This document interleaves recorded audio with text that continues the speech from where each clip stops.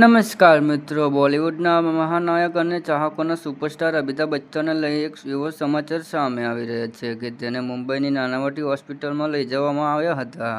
Hospital સાથે જોડાયેલા સૂત્રો પાસેથી મળતી જાણકારી અનુસાર ચિંતા કરવાની કોઈ વાત નથી. તે રૂટીન ચેકઅપ માટે હોસ્પિટલ ગયા હતા.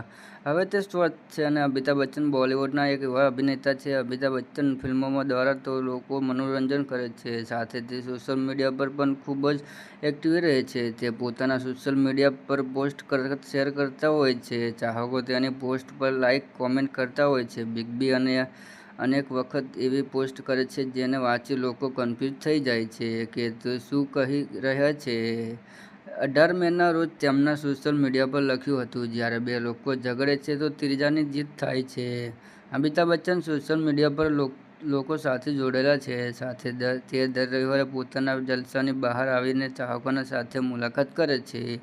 આ રવિવારે 7 મેના રોજ પણ તેઓ જલસાની બહાર આવ્યા હતા. લોકો તેની એક ઝલક જોવા માટે આતુર હોય છે. 1996માં તેમણે 7 હિન્દુસ્તાની નામની ફિલ્મ દ્વારા પોતાના કરિયરની શરૂઆત કરી હતી. ત્યારબાદ તેઓ 200થી વધુ ફિલ્મોમાં કામ કર્યું છે. તેમની ફિલ્મ લોકોને ખૂબ જ પસંદ આવે છે. અમિતાભ બચ્ચન 83 વર્ષની ઉંમરમાં પણ સતત ફિલ્મોમાં કામ કરી રહ્યા છે. અમિતાભ બચ્ચન હોસ્પિટલમાં દાખલ થવાના સમાચાર મળતા જ લોકોએ તેમના જલ્દી સ્વસ્થ થવા માટે પ્રાર્થના કરી હતી.